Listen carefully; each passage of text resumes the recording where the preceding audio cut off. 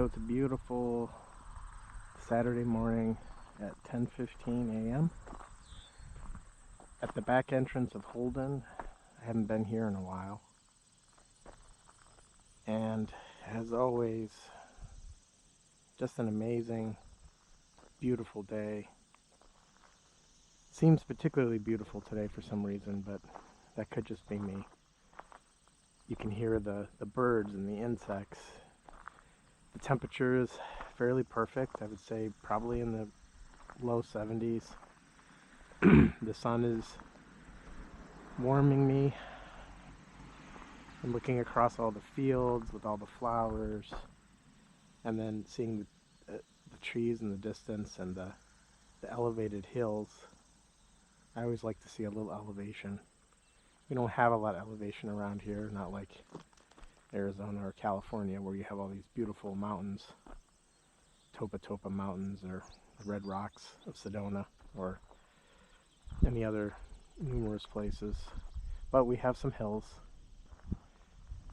And what we do have here that even those places don't have is all this dense vegetation, you know, the trees, the grass, the wetness of everything. Like, this is something that's actually prized in those places. There's a few places like Oak Creek Canyon near Sedona where people go, and there's a little bit of water and vegetation, and people that live there get a little excited about that, and it is exciting, but compared to what's here, you know, it's nothing.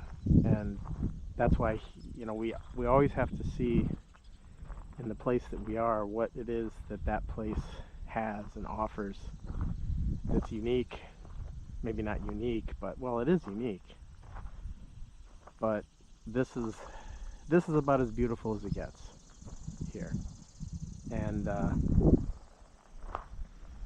so anyways, I thought I would take off here at the back entrance, kind of cut in. I don't know, we'll wander around. I don't have any particular plan.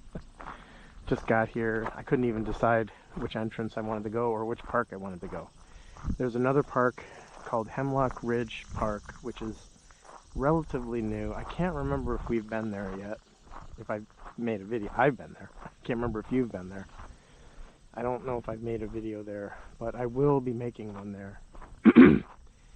I think they opened it last year, and I went there a few times. And I just saw a recent Facebook post where they added another trail there, and I went there a couple days ago and walked around that trail, and it's pretty awesome. And there's more to come. So it's kind of like watching a park being born.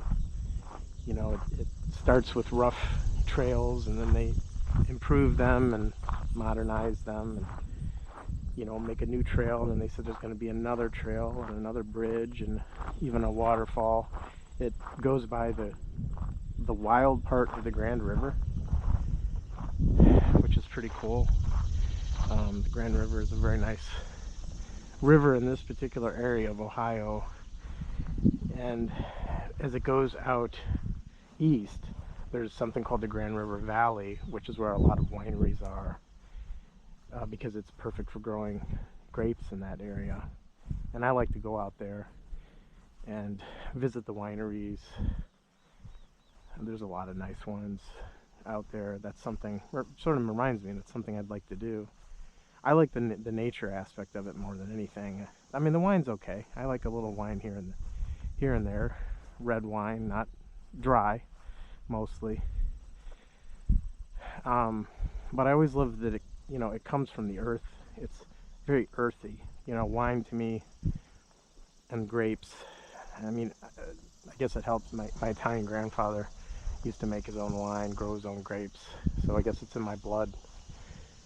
But besides that, I just like the idea, well, not the idea, of it coming from nature, you know, being so tied to nature. And we, as we talked about in the last video, we can lose our relationship with nature. And just realizing what nature has to offer, even something as simple as grapes, which is not simple at all.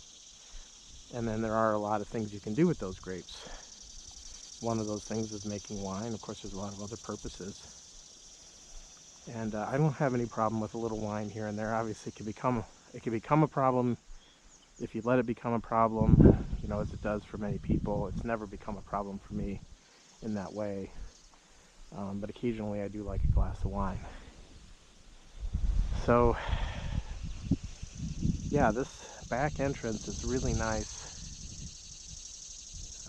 There's so many, it's more natural. It's also the reason I chose to come this way is because on a day like this, it's going to get really crowded at the front entrance.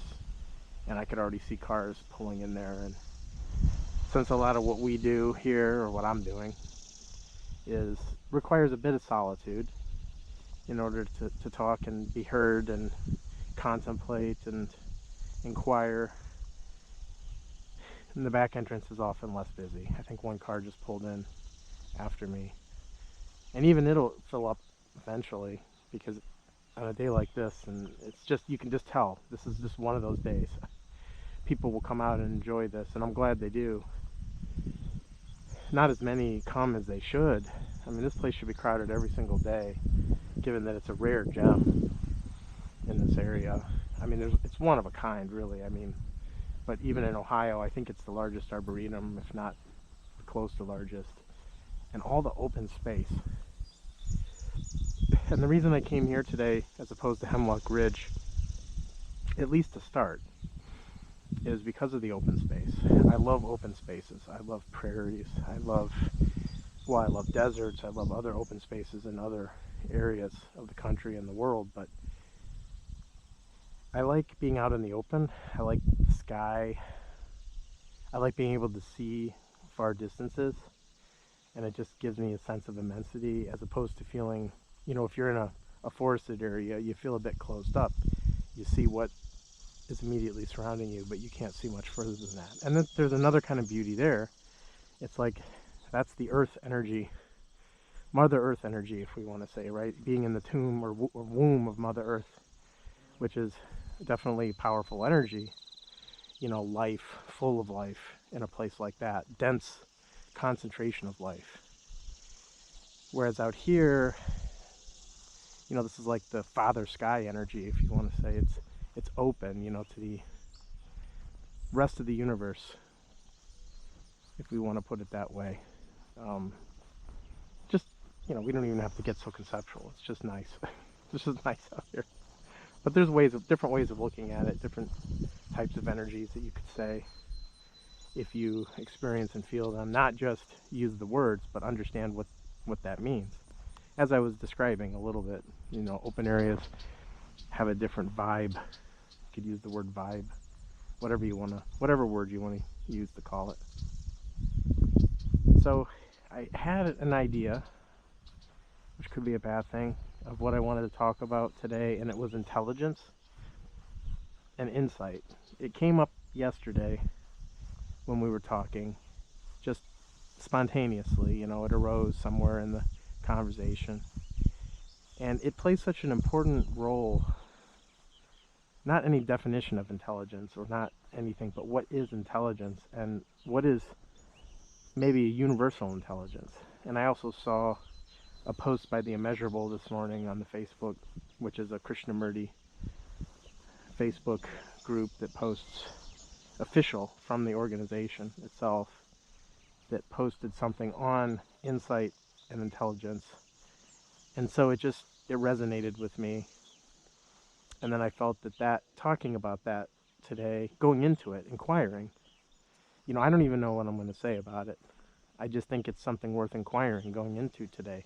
What is this intelligence that we talk of that is not the cunning intelligence of human thought? And I think it's important to make that distinction. We probably should have a separate word for it.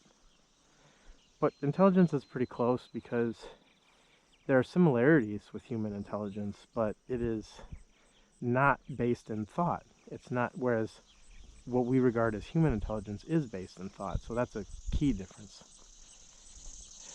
And one might say, well, how could one have intelligence without thought? Well, it's very simple. Look around you. Human thought didn't create this world. Human thought didn't create nature. So this is intelligence without human thought. It's almost that simple. And it's one of the reasons I think to go out in nature is to see, like, there's a natural intelligence. You could call it natural intelligence. I don't know. It's not some grand supernatural thing. It is just that intelligence that, that allows all this to be. All the plants that are around us right now. I mean, this isn't just random chaos, right? And how all this got here, including us. I mean, even our bodies have intelligence, and that came up yesterday too. The body has its own intelligence. And do we see that? And then it's not constructed from our thought. We're so used to thinking of, we take IQ tests or whatever, which is really just it's a very petty measure of intelligence to see how well you do on a test as some measure of intelligence. It really is just measuring very narrowly your ability to acquire skills, mathematical skills or spatial reasoning skills or whatever, language skills, whatever it's testing. It's just a measure of how well you do on that test. That's all that intelligence measures. It shouldn't be then interpreted as some grand, something beyond that test.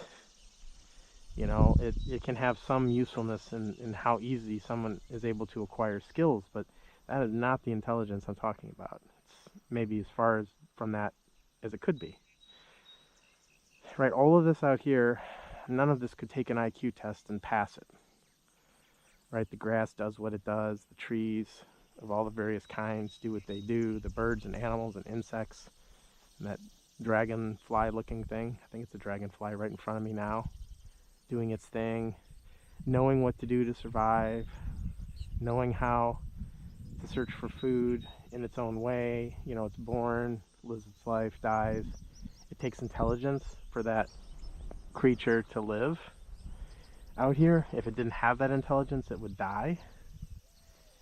So intelligence is very much linked to life, but it's not just linked to life, because it's not like there was no intelligence before life and then there's intelligence with life. Life is a manifestation of that intelligence. That intelligence has always been there, always will be there. It's eternal, sacred in that way, not of time. It's not a process. It's not something that arises, out of unintelligence, right? To say like that something arises means there was a time before there was that thing. So if we said intelligence arises in nature, then we'd have to say there was a time before intelligence, which doesn't make sense. There was no switch that was flipped at some point between, dumb and intelligent in the universe. Well, we were just dumb matter at some point in time,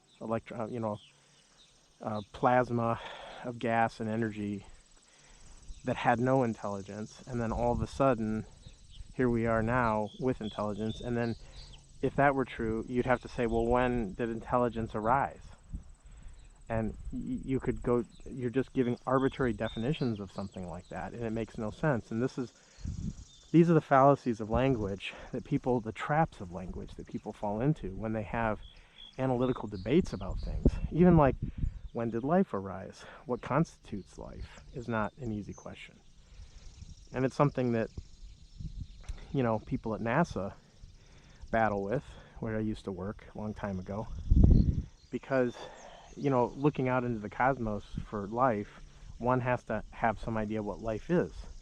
And we only really know life here on this planet mostly at this period of time, and then we have some archaeological record of life from the past, so we have some idea what life is here. That doesn't mean that's the same as all life everywhere in the universe. And life could arise differently, or maybe there is a pattern to carbon-based life like we have here. And they're always finding exoplanets out there that are in the Goldilocks zone, I think they call it, where there's heat and energy from the star, there's the possibility of having liquid water, not evaporated, not ice, like in its liquid form, which for the life that we have here on this planet is a requirement, does not mean that there couldn't be other forms of life based in other ways, but life as we know it, we should always say, requires water. So if there are planets out there that are capable of supporting life like us, one of the big questions is, does life arise sort of spontaneously? Does it just come about if the conditions are right? I saw an article the other day, I can't remember which, from where, but it said something along the lines of, do we appreciate life and how improbable it is?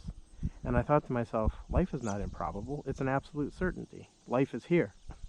Probabilities are used to discuss uncertain things, which are things that have not happened yet, and they may happen in the future, and you assign or calculate probabilities in order for the purpose of predicting future events, like a coin toss. You haven't tossed a coin yet, but based on previous coin tosses, you have some idea that it's 50-50, so you toss the coin.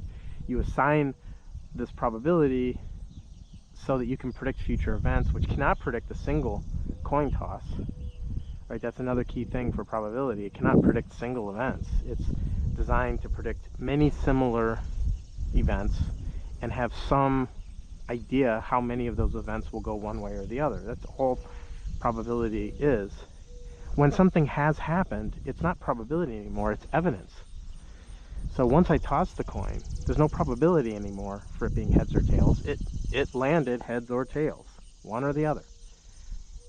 And in that way, like, life has a 100% chance of occurring because it has occurred. It exists. It's not improbable. When people say improbable, what they're referring to are the conditions, for life to arise out there in the universe, say somewhere else. Just like, you can toss a number of coins. The past tossing of coins have landed heads or tails, and you know that with certainty. That's your evidence, your data, your observations. What you don't know are the future coin tosses, and that's where you assign probability. So somebody somewhere is saying, even though life is here with absolute certainty, it may be rare in the universe. It may not be, if we were to examine the number of planets out there and stars out there, that the number of planets and stars where life arises may be small. And in that sense, that ensemble, people refer to that as an ensemble, that ensemble of stars and planets, we may say only a small fraction of them have life as we know it on it. And that's probably what they're referring to. I didn't read the article, honestly. I wasn't that interested. But if they were referring to that, the fact that how likely is it for other planets out there to have life on it like we know it, we would say, okay, now you can start framing it in terms of this improbable, which would be just randomly pick a planet out there, or randomly pick a star in the universe, and then randomly pick a planet in that star, and then you could say the chance of that, happening is low, but it all depends on how you look at it. Another way to look at it is the universe is nearly infinitely large. Because it is, there are probably nearly infinite number of planets that do exist in this universe, in this Goldilocks zone, in this zone where life can exist.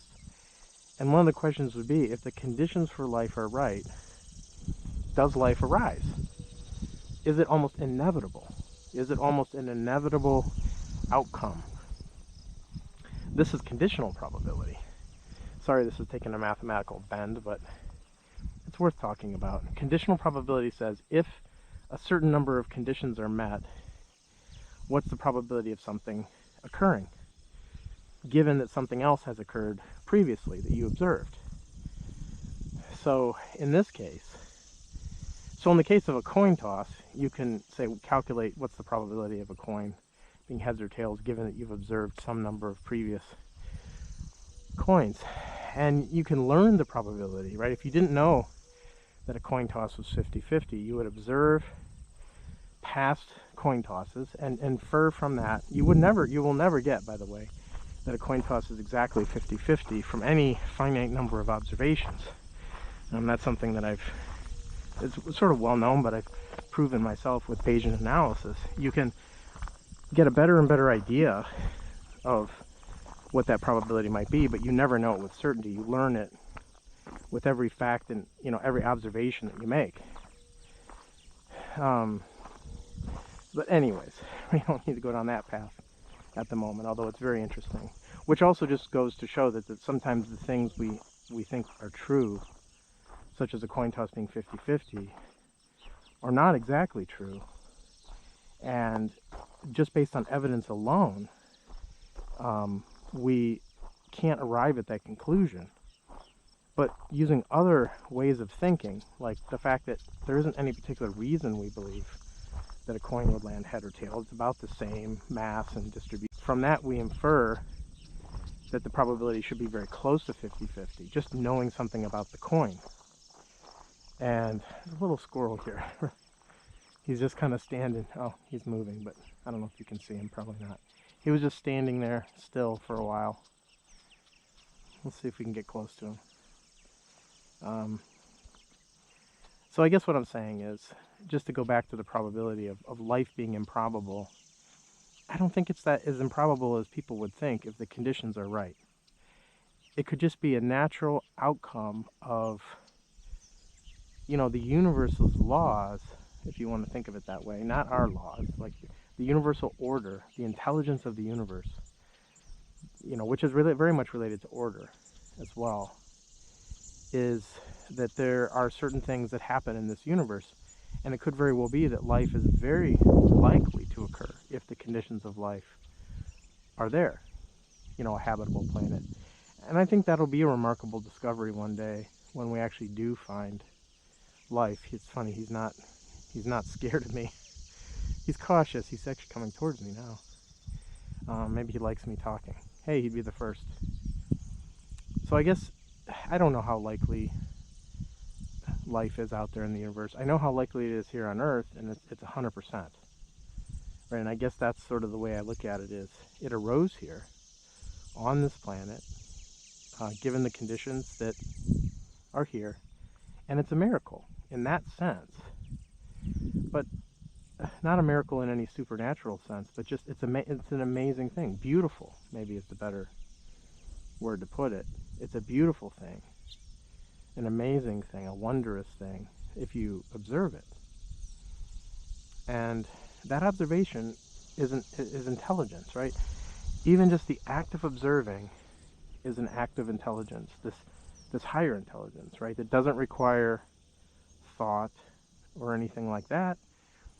It's just the natural order of things, you know, the laws of the universe or whatnot. It's funny, the squirrel is still not quite scared of me. Hopefully this is coming out in the camera. And I think that's where to see is to have intelligence, to observe. And this is where, okay, so I'm suggesting something. I'm not stating it as fact, but I am suggesting it. To me, this makes incredible sense, that in the observing is the arising of intelligence. The act of observing, not the act of thinking. And those are very different things. You know, thinking involves thought, which involves, it's memory based. It's based on our limited human experience. And we've gone into that endlessly. And so, I'm just following this squirrel. I'm probably freaking him out a little. He's like, what is this guy doing? Following him, that's what I'm doing. I'll leave him alone in a minute. He doesn't need me following him, but just another example of the wonders of nature, and that he knows what he's doing. You know, he or she is on the hunt for maybe acorns that he or she has buried previously, or maybe they're burying new ones. I don't know. I'll leave him alone. So back to intelligence, observing, right? Like just how we observed that squirrel, we learning occurs through observing. Even the learning of human thought occurs by observing. the learning that we do in science, we observe things in the natural world, and then we try to develop relationships, causal relationships, and we call that science, if done a certain way. And through that way, we accumulate knowledge that can be useful. But that knowledge is not holistic. It is not of the whole. And no knowledge can ever be of the whole. That's an insight one can have. And see, this is where it's important, because insight is very much related to intelligence. Once that insight arises, it's a truth. And it's a truth that was not accumulated through evidence other than observing the world. Observing the statement and seeing that it is true, not a belief. It's a fact. And the seeing of facts is the arising of intelligence. So these are all things we're just relating, as we go along here, that facts are facts, right? And truth is truth. And intelligence is the seeing of truth. Or intelligence is the observation of disorder and order, and seeing these patterns that arise in the world, and the learning of these patterns, not the memorizing of these patterns, not the, not writing down a rule or a law, but just seeing that there is order, right? There's this order in the universe that allows life to form under certain conditions, is a manifestation of intelligence, but it's not the intelligence itself, right? The intelligence is something beyond all of its manifestations. That life arising, as we know it, is just sort of one representation of that intelligence, but the intelligence it never takes a form itself, right? It is just whatever is guiding, not guiding, right? Because it's not actively, it's just that which allows life to arise, allows any order to arise, right? There's almost an equivalency between order and intelligence. And insight, the seeing, even if you just take the word insight, to see inside, insight, and you could say to see into something, as opposed to superficially seeing the outside of something, right? Insight is like deeper sight than the superficial sight. You may see something from the outside, or just for a second, and you don't really see it. You may name it and move on, right? But insight is like deeply knowing something, not through description, but through seeing. Because again, sight is to see, not in think. It's not think about what you see. It's just seeing. And when you see something so clearly that it's a fact to you, that it's a truth to you, that very seeing is the doing. The seeing is intelligence. It's not there is seeing and then there's intelligence that arises after. That's a process of time. That's similar to how the neurons, or the neuronal connections in our brain form, as a result of seeing. Then something changes in the brain. A connection is formed, or whatever happens in the brain that causes memory to be recorded, and then that memory is used later, is triggered in some way through additional sensory experience to produce a thought. Because as we said, all thoughts are reactions to memory. And this is why intelligence based on thought is only as good as the memory that it is based upon, which we know memory is limited, because it only depends, those connections are formed over time, which means there's a constant accumulation of memory. Memory is never complete. Memory is only as good as the experiences that you've had. And you've had limited experiences, or what you've been told about by others, but it's never complete. That is an insight.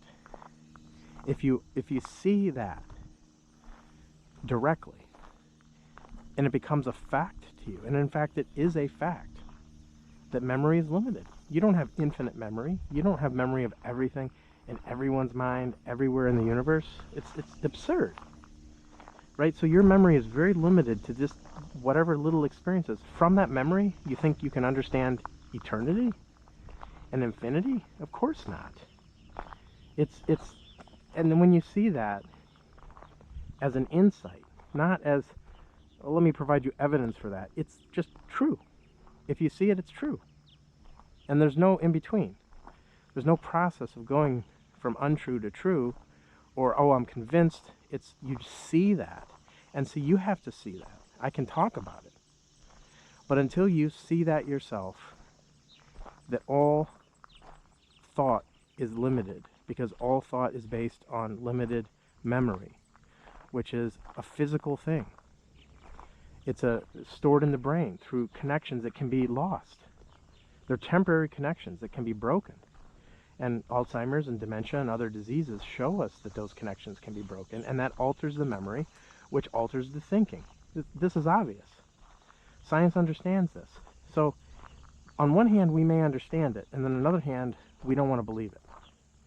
So we may say, I see that happening, and I have scientific explanations, but I still want to think of myself as this eternal being, that my memories will last forever. How will your memories last forever when we have empirical evidence that that doesn't happen? They don't last. When those physical connections are broken or disrupted through disease or damage or ultimately death, right? It's a destruction of that order that occurs in the brain that allows your memories to persist. When that is disrupted, your memories are disrupted, and those memories are you. You are those memories. If you took all those memories away, you'd have no concept of you as a separate being. So, I mean, we're always weaving in and out, right, of concepts and things, you know, and ideas we've talked about before. Again, concepts when we're using words, but if you see it as a truth, it's not a concept anymore. It becomes an insight, a reality, a truth. Not even a reality, because a reality can be delusional, as most traditionally religious institutions, you know, build up a reality around their belief system. And so realities don't necessarily contain truth. So it's very important, I think, to always differentiate between reality and truth. And I try to do that. Truth being that one universal truth that it can be understood by observing, not by thinking.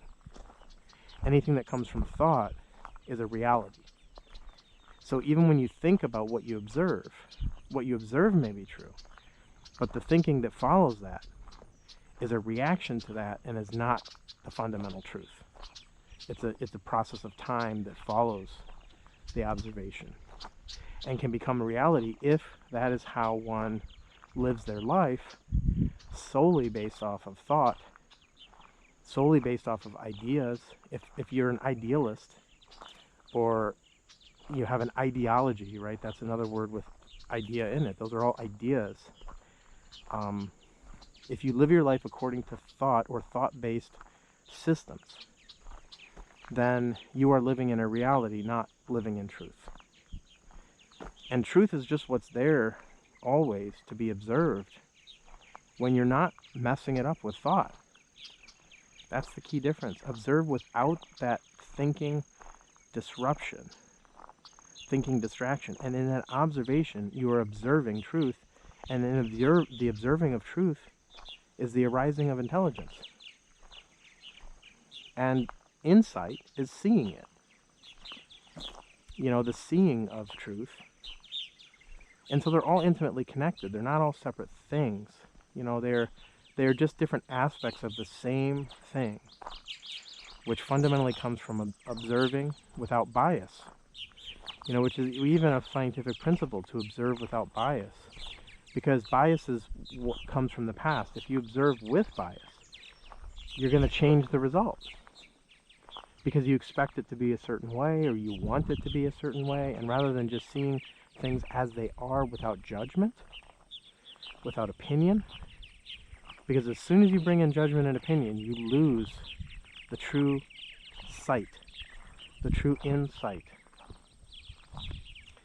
And you start entering into this world of ideas and thinking, and the brain comes into play, and it's so hard for some people to recognize that that's happening. And the trick, not a trick, but it's not about stopping that and saying, well, how do I stop my brain from working? Because it's always occurring, it's always occurring. That's not, well, to stop the brain from working is to die, right? Ultimately, the ending of our physical body is the ending of that brain's function. So that is the one and only way to end thinking permanently. And it is permanent for that organism. I mean, there is decay. Afterwards, those memories are gone. Everything that was accumulated by that person in their life that they thought was important is gone. All the things they became attached to, whatever problems they had in their life, are gone at the moment of death. It means nothing anymore. And observing that in yourself, right, the attachments, why do you become attached to things in such a way that your whole life is just about fostering attachments and holding on to things that can't be held on to anymore? And the past is one thing that can never be held on to. It doesn't exist. But your memories are that sort of physical representation of the past. Without your memories, there'd be no past. It wouldn't exist. Only exists in the mind, in the form of memories, or in some other way, recorded on a device, right? But you also say so right now I'm recording this video, and there's some representation, it's going to end up on YouTube, and you could say that's the past, but it's not the past. It's simply a recording, a partial and incomplete recording of light that then is converted into digital form, that is then placed on some server somewhere, and when you replay it, it's just replaying bits of information, right? It's a perfect word for it, bits, tiny little bits of what happened, but it is not what happened. The bit is not the thing, right? No number of bits can encode the complete representation of what is happening now. What is happening now is unrecordable. It is unrepresentable in any finite number of words or finite number of bits. It's impossible. So there's another insight. Another insight is to see that what we regard as the past is an illusion of the mind, brought about by memories. And without those memories, you'd have no concept of the past. Now, is that something that we need to prove? Or is it something we just see? And this is the difference between an insight and a proof. And you can get hints and suggestions, right, by observing. But by observing the mind, observing memories, observing how memories are formed in yourself, right? We don't have to look outside of ourselves to understand memories. And we don't even have to know the biological origin of all this. We see how our mind works, the nature and structure of thought, and in the seeing of that, see its limitations. We observe and that intelligence that doesn't come from thought, right? That sees what thought is, what the brain is, what this thinking process is, and sees it outside of thought in a way, through this natural intelligence, universal intelligence, you could call it, whatever this is, this awareness, aware of what's happening without thoughts interfering with that awareness. Just being aware. So being aware of your own thinking process, aware of how thoughts are arising in my own mind now that are leading to words, to form, and those words are telling something. The truth may be trying to speak in a way, but it's not truth in the same way that we said that image or representation is not the thing. The video is not the thing. Neither are the words. But it's sort of, maybe it's an indication that there is truth, right? Like even though truth is not in the words, truth is speaking in a way, because we're going through and we're observing and we're having insights. Insights are occurring, and in that process, something is being revealed, not the whole truth, but just that it's there, you know? The truth is there to be observed. But not that we can tell you what the truth is, but that there is a truth. And maybe that's the one thing that we can communicate, still can't. I mean, I can say there's a truth, but it doesn't mean there's a truth. You have to observe for yourself. Is there truth? Is there truth in observing? Well, look for yourself. I can't tell you. I can say it, but people say a lot of things. It doesn't make it true. But there's nothing truer than observing what is. Right? There's nothing truer. It's not. We're not convincing you of a religion. You know, I've had people come up from various religions and always, you know, have you found Jesus or whatever? And it's all based in thought and thinking. And I'm not asking you to do that. I'm asking you to just go outside and open your eyes and see. Stop the thinking and see, because the seeing in its purest form is intelligence.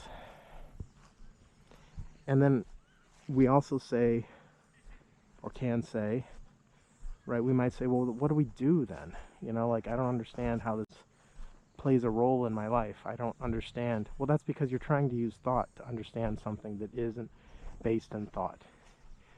So don't worry about it. That's not the point, is to use thought to figure out what you're going to do with this intelligence. That's just thought doing what it always does, trying to figure something out. And whether it can figure it out or not, it doesn't matter. It's going to try in its limited way to understand what cannot be understood by the mechanism of thinking. So you can't go down that path of saying, I don't understand how to use this intelligence. Of course, that's what we always want to do, use something to our own advantage. You know, we want to, you know, we want to just, like, I don't know, use things in a selfish way, rather than just saying, why do we have to wonder how we're going to use or how we're going to act? Let things be. You know, the seeing of intelligence, when there's seeing, just see it. Don't worry about what comes next or what happens as a result of that. But what we can say is, we can say that seeing has action. You know, because when you see the truth of something, you do act according to truth. Right? Even in our limited thinking world, when we see something as true, like, say, a snake is dangerous, and we see a snake, we don't walk up to the snake. Well, some people do if they like snakes. But if you identify that it's a dangerous, poisonous, or venomous, I should say, snake, then you don't just walk right up to it. That's not very intelligent. Right? So when you understand something, you act according to your understanding. And that understanding may come from partial limited knowledge, or that understanding may come from holistic, complete knowledge. And in just some way, very limited way, we can understand then how holistic understanding can lead to holistic action. You know, understanding everything through insight, it's not as if you're standing still, motionless. That insight will lead to action. You know, it leads to action, but it doesn't lead to action through your thinking. You don't have to think about the action it leads to. The very seeing is the action. And you don't have to worry about it, right? Because you, as a limited being, as a collection of memories, as a bundle of memories, as a limited creature, can't conceive of the action that comes from insight or from universal intelligence. So don't try. That just leads the wrong way. Right? Just observe. And this is intelligence. right? And we started off by saying, let's explore what this intelligence is that we speak of, and its relationship to insight, and the relationship to observation and awareness. And but we're not building another system here. We're not building another system that we're telling you to believe. There's nothing happening here other than us exploring the problems with our current way of thinking, and how our current way of thinking is based on thoughts which are limited, and recognizing that. And in the recognition of that, so much drops away, right? Because that insight, that thought is limited, right? When it's an insight, not just a bunch of words, that insight then leads to the dropping of all religious traditions, right? The dropping of all systems at finding truth, because you no longer, you understand, right? And this isn't like, you don't understand because of memory. You understand because you've had an insight, some glimmer of this universal intelligence that tells you thought is a limited thing. So therefore anything that comes from thought is limited. And that's the way of putting it in words, but it has to go much beyond those words. Saying those words does not make it true. So, but those words would give a reflection, a pale reflection of the insight, which has to be observed directly. But in the observation of that insight, which comes just by observing, right? Just observe thought. Examine thought to a point where you have that insight. And then once the insight's there, it's irreversible. It's not something that comes and goes. It doesn't go away later, because it's when a fact doesn't change. Right? A fact is observed, and then it stays a fact, an observation, evidence. Your theories about it might change, your thinking about it might change, but the fact itself doesn't change. And in the same way, insights don't change. They don't reverse themselves. You can also think of an insight as being an irreversible phenomena, because it comes like a flash, right? In some instant, you see, just like opening your eyes, and you have sight, and then that sight doesn't go away, it doesn't end, as long as your eyes are open. And so, yeah, it's irreversible. Like, nothing will change my mind now on my understanding of the limitation of thought. Is an insight that is will never be changed by any further evidence, because it's not a belief. A belief can be changed, and that's an important thing, right? A belief, and beliefs are important in science and in other areas, right? They're based off of evidence, and you form a belief about something, and then more evidence may come along that may change that belief, right? A belief is changeable. A truth or an insight is not. It is a permanent thing. Because it does not come about through evidence. So therefore, more evidence doesn't change it. It is just the universal truth that is. And when you see it, it doesn't change, because it is a universal truth. It's hard. It sounds like circular logic, but it's not that complicated.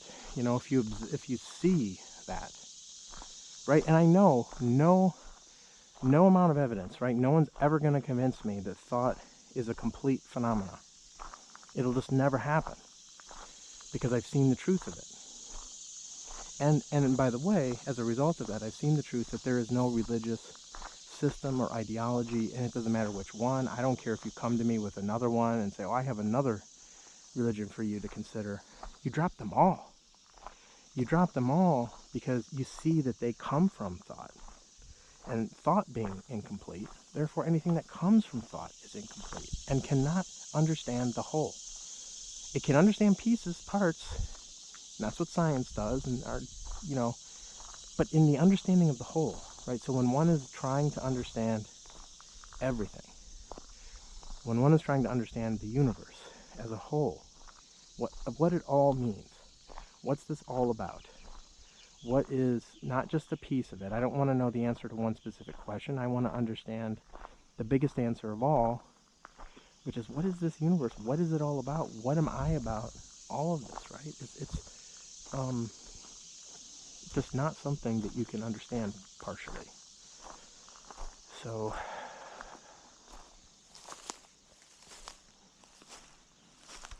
I'm just going to take a break here on these benches.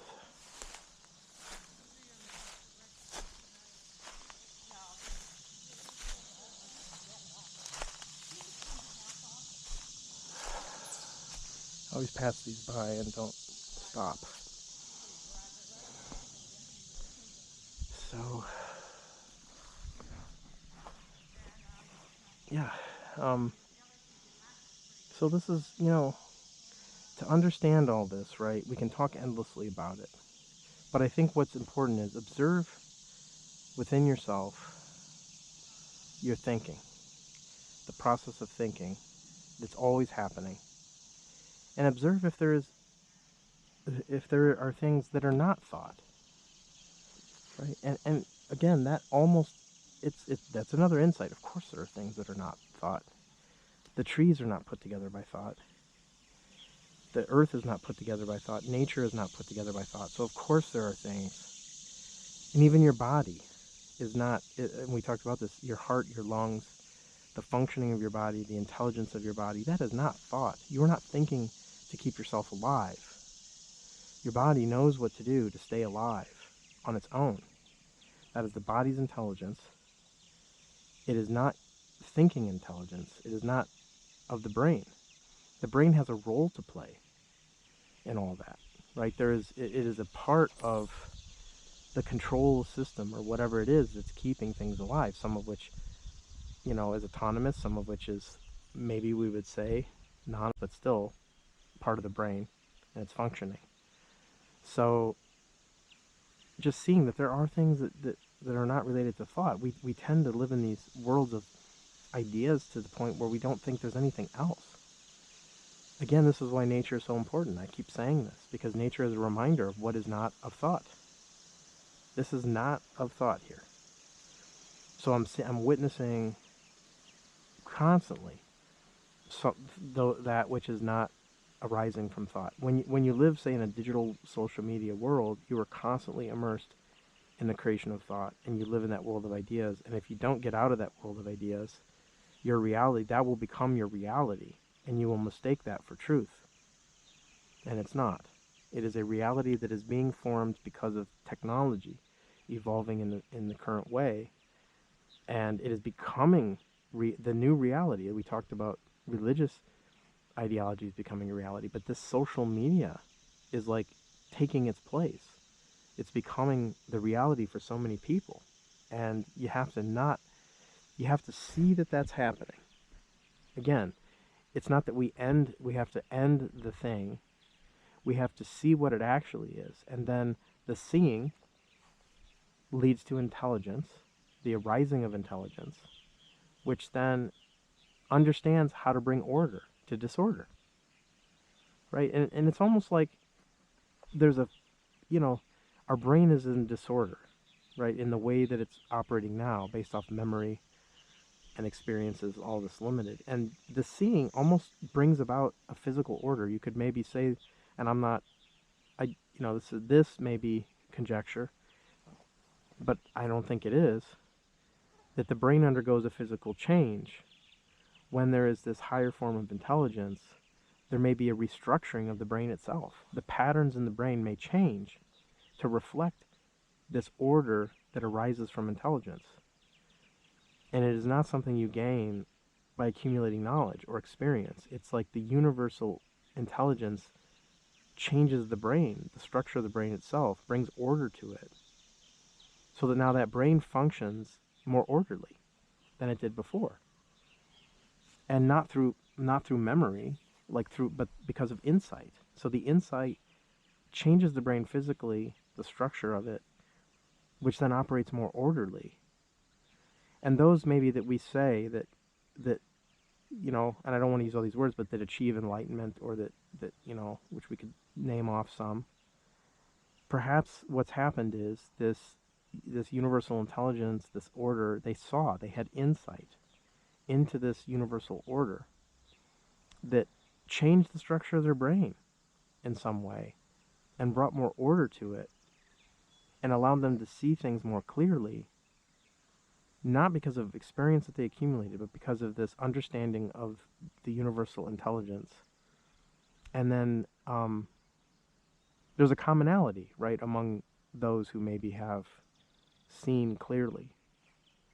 And there should be, right, because this is not a creation of thought. This is an emergence of something much grander than that, something much bigger than that. You know, we live such tiny lives when we focus on ourselves. And there's this universe around us that we are barely aware of most of the time.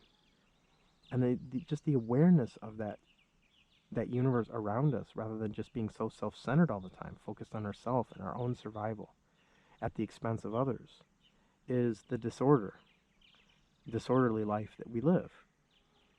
And when there's order, the focus is not on the individual anymore, not on the individual ego. That pattern has been broken. You know, that pattern is a pattern in the brain of disorder. That this universal intelligence, this universal order disrupts in a way, or allows you to see it, right? Just the seeing of that, the seeing that this idea that I am a separate being fighting against the universe, that I am a collection of memories that are stored physically in the brain, that if those memories were not there, I would have no concept of my own identity, that arose as a physical process, that this accumulation of knowledge, no matter how much I accumulate, will not lead to universal truth. Understanding of the process of the brain and the process of thinking, and seeing the limitations of that, and then just in that seeing, it's a letting go of that pattern that controls you, that limited tiny groove that you live in. You know, get out of that groove.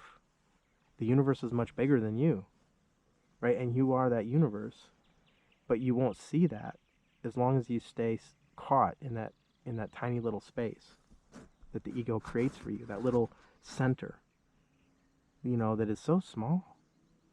And that's why there's an immensity to everything that is not seen unless that tiny little center pattern is disrupted.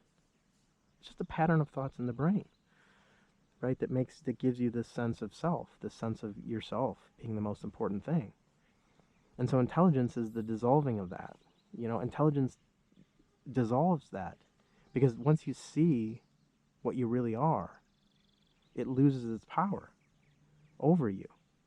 You're not dictated by that little thing anymore. And as a result of that, your actions don't come from that.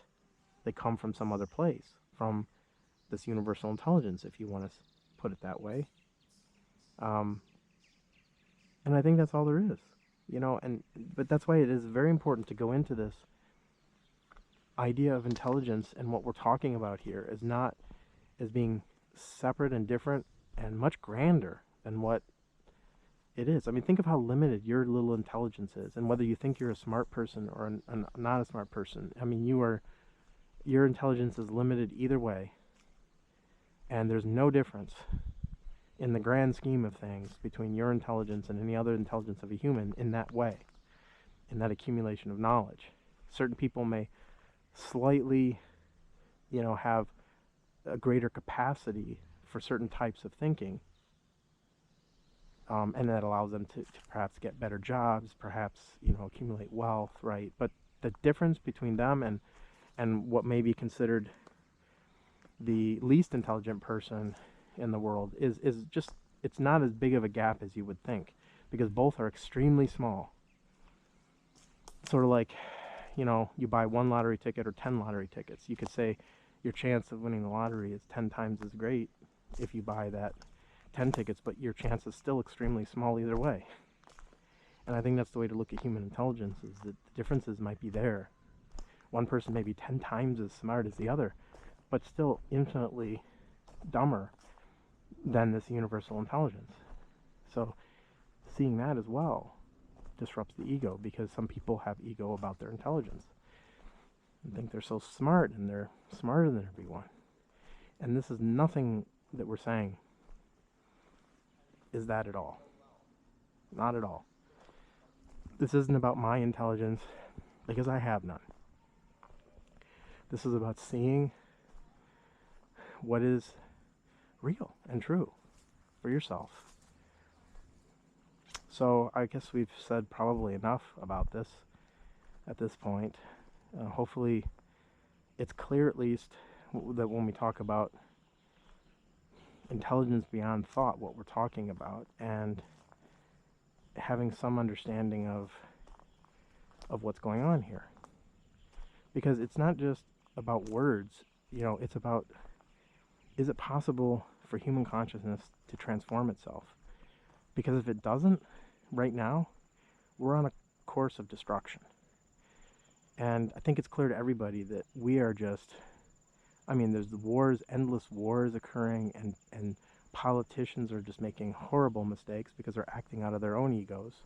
And they're not seeing, any politician that says America first is wrong. And I'm sorry if that sounds political, but it's simply wrong, right? This is, again, the facts and truth of nature, because it is not about America first. We should be thinking humanity first. That's clear to me, because that is the proper, holistic way of thinking. Not that some part is better than some other part. And if the world stopped dividing itself and just got together and understood this, there would be no wars anymore. There would be no fighting. We could solve problems like making sure everyone has food and everyone has health care and everyone has what they need. And these problems are all solvable, but they're not solvable as long as we divide ourselves. United we stand and divided we fall. And that's true of humanity. And as long as we stay divided, we will stay in this chaotic mess that we're in right now. So it's so important to understand this, because there must be a transformation of human consciousness, or humanity will end itself. And that could very well be the result of all of this, and there could be no way to change that. But I think there is a way to change it. And the way to change it is to see the truth, which leads to transformation, and just to, if humanity as a whole could just see this truth and stop dividing themselves and stop believing in their little religions and their little politics and their little whatever they are, because it's all little and small, and leading to our own destruction. Our thoughts, the thoughts that led to our survival over one epoch of humanity, are now going to lead to our downfall unless there's a transformation. And perhaps this is part of evolution. I can't say that we get out of that somehow there is this leap, or there is this change in the structure of the brain to get us out of the pettiness of the past, that is not serving us anymore. That this way of thinking, that has evolved, right? The brain has evolved, the body has evolved over millions of years. That way of thinking had limited usefulness, and does not have usefulness anymore. And that's an insight, right? To see that something new has to happen. The old has to die, the new, so that the new can come about. And it could be a new way of thinking, a new humanity, a new human consciousness. It's not going to arise in the typical way, through just another politician, another religious leader, those are all things of thought. We have to transcend all of that. Maybe some quantum leap in human evolution, perhaps, in human consciousness, has to occur in order for us to survive. And that's the importance of this. This isn't just, we're not just talking so you feel better. We're not just talking so that you solve your personal problems. This isn't about your personal problems. This is about the problems of humanity. We have to see that, right? Because if we stop seeing ourselves as being unique individuals and a representative of all of humanity, we are the book of mankind, of all humankind. And if we read that book of ourselves, we read the book of humanity and understand all of it. I mean, we are a continuation, right, of the earliest human being. We are here because the earliest human being, and before that, there were living things that we are a continuation of. And we know that that change has occurred, that evolutionary change has occurred over amazing timescales. And I think maybe it's time for another one. And and what I can say is, even though what we're talking about is not a process of time, perhaps that intelligence is what allows for these transformations to take place. That perhaps that universal intelligence, it comes in every so often and says, you're headed down a path of destruction. See that. See that you are headed down that path of destruction. Again, that seeing is the key. And through that seeing, action will arise that could lead to stop our destruction, perhaps, or stop the destruction of this planet.